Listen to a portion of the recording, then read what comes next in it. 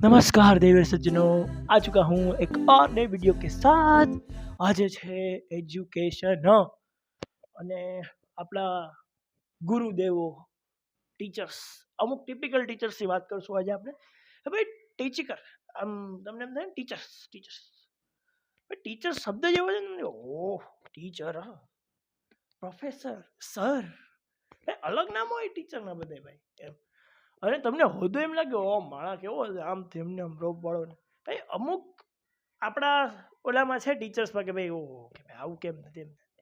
પણ એજ્યુકેશનની વાત કરીએ તો ભાઈ એજ્યુકેશન કાલ્પનિક વસ્તુ છે ભાઈ. બધું કાલ્પનિક જ ભણાવે છે આ લોકો યાર. જે જોયું બધું કલ્પનાથી જ. કલ્પના, ઇમેજિન, અઝમ્પશન. આગલા વિડીયોની જ વાત કરું તો એઝ્યુમ ધેટ કે ફલાણો કરંટ આમથી આમ જાય છે, ફલાણું સિગ્નલ માંથી અહીંયા આવે, ભલે આવે ભાઈ નથી. ને આપણે શું કામ શોધખોળ કરવી કે ભાઈ ઓલો ભટકાઈને ક્યાંથી આવે, કે દેખાય જ નથી કે સિગ્નલ આમથી આમ આવે. બસ એ કયા ખૂણે ઓલો થાય તે કયા ખૂણેથી આમ આવે તે કયા ખૂણે ભાઈ. એક તો ભાઈ તમને નહીં માનો તો ભાઈ મેથ્સ તો બધી જગ્યાએ આવે છે. તમે ગમે ફિલ્ડ લ્યો કે ગમે વસ્તુ લ્યો કે ગમે સબ્જેક્ટ ઉપાડો, maths the God of the subjects. Any maths તો હોય જ. તમે ગમે લઈ લો કે ત્યાં ખૂણો બનાવે તો મેથ્સ આવી ગયું. રેડી? સિગ્નલ આટલા ફોર્સે જાય મેથ્સ આવી ગયું, આટલા એંગલ લઈ ગયું મેથ્સ આવી ગયું, આટલા ઓલાથી ફોર્સથી જાય મેથ્સ આવી ગયું, આટલા લેન્થે ગઈ મેથ્સ આવી ગયું, આટલો પ્રેશર લાગ્યો મેથ્સ, બધું મેથ્સ.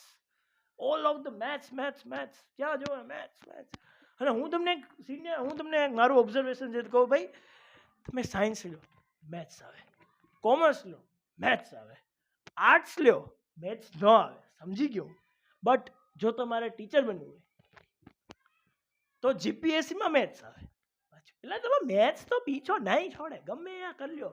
તમે જન્મથી માંડીને આમ ભણો ને ત્યાં સુધી 18, 20, 22, 25 જ્યાં સુધી ભણો ત્યાં સુધી, મેમટેક કરો કે પીએચડી કરો, મેથ્સ તો તમને એમ કહે હાલ હું તારી ખોળામાં જ છું, હાલ ને કે તમારા આમ ભેગું ચાલે પાછળ તમારા સારે આમ ઠક મેથ્સ હું આવું જ છું ગમે મેથ્સ. અને અમુક યાર એવા એવા ફંડાઓ છે ને કે તમને એમ થાય કે યાર આની જરૂર નથી.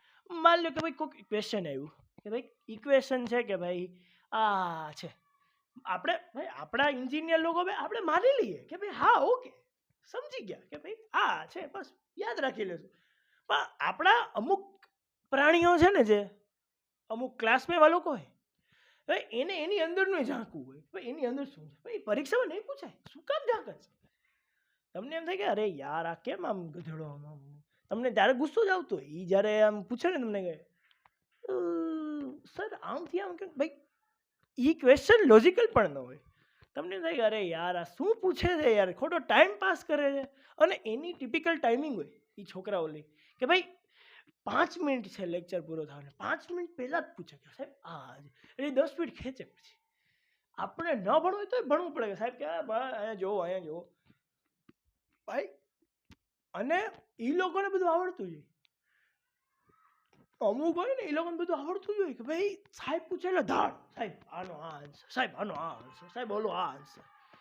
અને મોટેથી બોલે હા મને આવડે નામ ને તેમ ફલાણું ઠીકું. અને એ લોકોને તો યાર આપણે કેવું છે, આપણે એવરેજ માણસ હોય, આપણે એવરેજ આવડે ભાઈ શું આવડે કંઈ. માની લો કે ક્વેશ્ચનમાં કંઈ જવાબ આવ્યો તો એક મારી યાર જુદી એક ક્વેશ્ચનનો જવાબ કંઈક 5 પોઈન્ટ સમથિંગ આવતું હતું. તો હું એક્ઝામમાં લખીને આવ્યો ને તો ભાઈ હું ઉત્સાહમાં કહેવાય ના 5 પોઈન્ટ નહીં 7 પોઈન્ટ આવે. તો મારી બેચમેટ બધા છે ને, મારા બધા બેચમેટ, મારી ફ્રેન્ડ મને આવીને કહે ભાઈ ના 7 પોઈન્ટ નહીં 8 પોઈન્ટ આવે. એ કીધું યાર આ કેમ આમ કરે છે.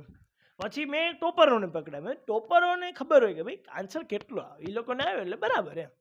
મને કે 5 આવે. હે? અને એ લોકોને આપણે અલગ જ આન્સર આવતો હોય. આપણે એમ થાય કે યાર આપણો આન્સર કેમ આવો આવે છે, તો આપણો ખોટો જ હોય, કારણ કે આપણને ખબર હોય કે ભાઈ આ ખોટું જ છે. એ લોકોને સાચું જ, એને સાચો જ જવાબ આવે. અને એ લોકો સાચો ના જ તસ્તી નહીં એક જ ક્વેશ્ચન ઉપર કરે રાખે. જીદ્દી લોકો હોય, મેં ટોપર્સ લોકો બહુ જીદ્દી હોય. અને ખબર નહીં કે એ ટોપર્સને કારણે આખા ક્લાસમાં થોડુંક ઓલું થાય એ ટીચરને એમ થાય કે ભાઈ આ છોકરાને બધું આવડે છે, છોકરાઓ છે બહુ હોશિયાર છે ને એને ભાઈ મેથ્સ તો આવડતું જ હશે. હા, મેથ્સ ન આવડતું હોય, આપણા જેવા માણસ હોય એને મેથ્સ તો એમે માંડ આવડતું હોય. ભાઈ તમે એને પૂછો કે ભાઈ મારા જેવા માણસ તમે પૂછો કે ભાઈ સાઇન શું, સાઇન થીટા શું છે, સાઇન વેવ શું છે, તો ભાઈ સાઇન આવે ને એટલે પહેલા જ મોતિયા મરી જાય કે ઓ ભાઈ આ કંઈક અઘરું આવ્યું છે. અને તમે એમ પૂછો કે ભાઈ કોસ શું થાય ને કોસ થી ન ખબર હોય ભાઈ આપણને. આપણે યાર આપણે 10માં એક તો માંડ પાસ થયા હોય કે ભાઈ ટ્રેગ્નોમેટ્રીમાં આમ તેમને ગોખીને તમે એમ પૂછો કે ભાઈ સાઇન થીટા એટલે શું. અને અમુક છોકરાઓને આમ છોકરાઓ તો નહીં પણ સાયન્ટિસ્ટોને નથી ખબર પડતી, કોઈ પણ ટર્મ આવે એક ટર્મ કે ભાઈ કે ટી કે ફલાણું એની અંદર ઘૂસે કે ભાઈ આને હું આમ ખોદીને કાઢું કે આને શું કામ આવ્યું આવું એમ. કાંઈ નિવેડો કાંઈ ના આવે, નિવેડો ના આવે ને એક જ વસ્તુ કરવાની, ઇન્ફાઇનાઇટ. ઓલ ઓવર ઇન્ડિયામાં ગમે એ કહો કે ઓલ ઓવર વર્લ્ડમાં કહો કે ભાઈ કાંઈ પુસ્તક ગમે કહો કાંઈ ના મળે, ઇન્ફાઇનાઇટ, લિમિટ વગરનું ઇન્ફાઇનાઇટ. અને મેં બહુ સારી રીતે ઇન્ફાઇનાઇટને મારી જિંદગીમાં ઉતારેલું છે કે ભાઈ કાંઈ જવાબ ન આવે મેથ્સમાં, પેપરમાં ઇન્ફાઇનાઇટ લખીને આવી આવે, તમને માર્ક આપે શું આપી જ દે, 5 એટલે 5 આપી દે. મારો ઓબ્ઝર્વેશન છે, ઇન્ફાઇનાઇટ લખો એટલે આ સાચો જ પડે કે ભાઈ ઇન્ફાઇનાઇટ એટલે ગમે એ વસ્તુ થાય. મારી યાર એવું થયું, મને એક મેડમે ન આપ્યું કે ભાઈ આ માર્ક ન આપ્યો કે ભાઈ નહીં આ માર્ક તો કોઈ લોજિક વગરની વસ્તુ છે, ઇન્ફાઇનાઇટ લખતો આ જવાબ ન થાવ તો ઇન્ફાઇનાઇટ. મેં ના સાહેબ એવું નથી. તો એ મને કે કેવી રીતે એવું થાય કે ભાઈ તું લખતે સાચો કેવી રીતે, ઇન્ફાઇનાઇટ જવાબ જ નથી તો એમ. તો મને કહે કે ભાઈ તું સાંભળ. મેં એમ કીધું સાહેબ સાંભળો. તો કે શું? તો મેં કીધું કે સાહેબ ઇન્ફાઇનાઇટ એટલે ગમે એ વેલ્યુ થાય. તો ભાઈ જવાબ કોઈ પણ ગમે એ વેલ્યુનો કોઈ પણ કોક તો જવાબ હશે ને કંઈક કે ભાઈ હાલો માની લો કે આ ઇન્ફાઇનાઇટ એટલે બધું આવી ગયું, ગમે જવાબ હોય ઇન્ફાઇનાઇટ એટલે સાચું કહેવાય. મેં કીધું એટલે ઓલા પછી ગાંડો હોય કે તું ગાંડો છે, હું ગાંડો જ છું મેં કીધું. અને અમુક ટીચર બહુ ટિપિકલ હોય કે ભાઈ તમને બાથરૂમ ન જવા દે, બાથરૂમ તમને ન જવા દે, ભાઈ કિડની તૂટે કે તારો પગ તૂટે ગમે તે બાથરૂમ નહીં જવા દે, તું મારા ક્લાસમાં બેસ, ભાઈ તું ગમે કર તું બેસ, ભલે તને બાથરૂમ પેન્ટમાં થઈ જાય પણ તું જામાં. ભાઈ કિડની તૂટશે કાંઈ વાંધો નહીં, એ સાહેબ હલાવશે પણ નહીં હું બાથરૂમ નહીં જવા દઉં. અને આમ અલગ પ્રકારનું હવે એજ્યુકેશન થઈ ગયું છે. અને 0-1-0-1 નો બહુ યુઝ થાય છે આપણામાં.